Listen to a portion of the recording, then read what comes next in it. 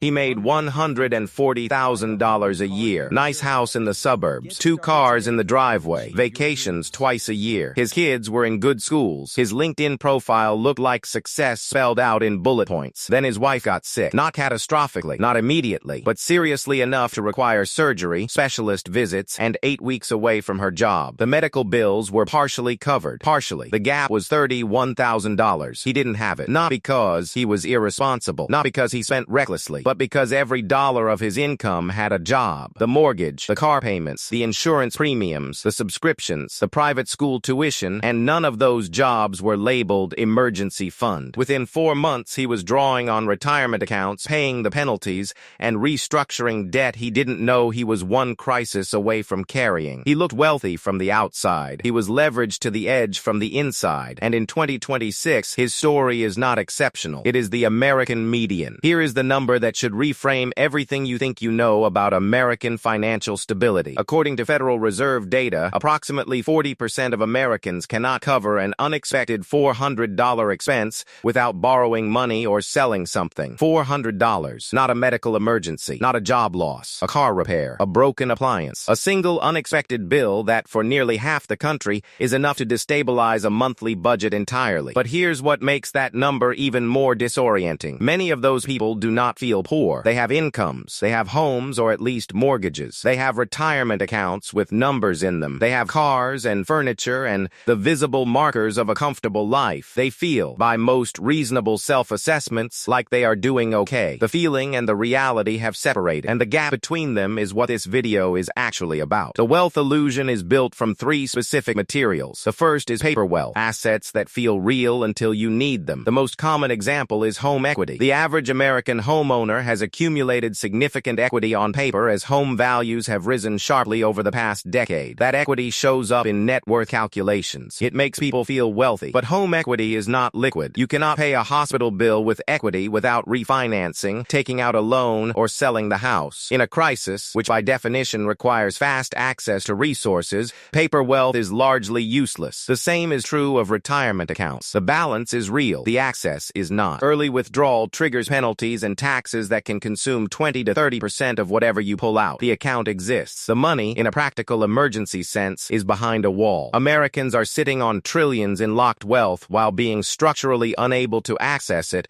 when the moment of need actually arrives. The second material the illusion is built from is income without margin. High income and financial security are not the same thing. The story at the opening of this video is not unusual because the man earned too little. It is common because his income, however substantial, was fully committed before it arrived. This is the defining financial condition of the American professional class in 2026. Housing costs have risen faster than incomes for 15 consecutive years in most major markets. Healthcare premiums consume an increasingly large share of compensation packages. Childcare in many cities now costs more than a state college tuition. Student loan payments resumed for millions of borrowers and immediately became the second or third largest line item in their monthly budget. The result is that high earners, people making $80,000, $100,000, $120,000 a year, are carrying financial structures with almost no slack. Every month is a careful calibration. Every unexpected expense is a disruption. Every crisis is a potential collapse. You can earn 6 figures and be one bad month from serious financial damage. Millions of Americans are living that exact reality right now and describing themselves as comfortable. The third material is the most psychologically interesting one. Consumption signals have replaced financial signals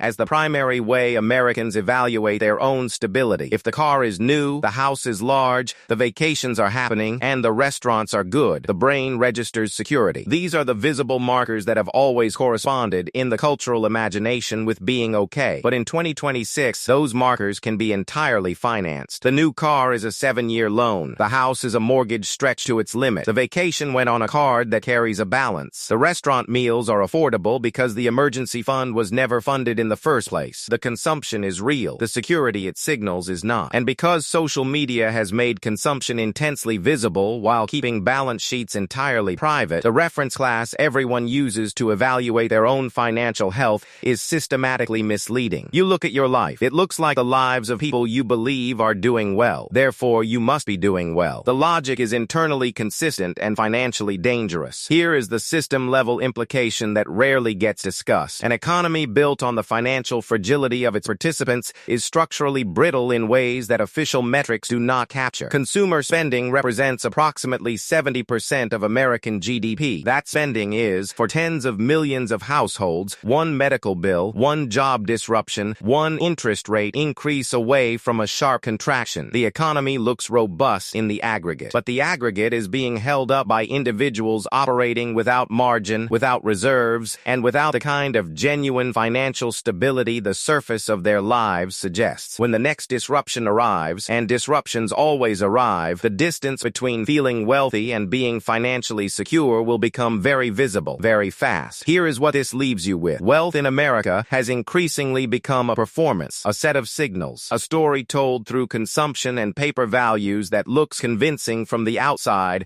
and feels convincing from the inside, right up until the moment it doesn't. The man at the beginning of this story isn't a cautionary tale about excess. He's a portrait of a system that sold financial comfort as a feeling rather than a foundation. And the uncomfortable question, the one worth sitting with after this video ends, is whether your own financial life is built on the foundation or the feeling. Because in 2026, the difference between those two things has never been more consequential or harder to see. If this hit closer to home than you expected, share it with someone who needs to hear it before the next crisis makes it obvious. And if you want to understand the full picture of what's quietly reshaping American financial life right now, the next video is already waiting.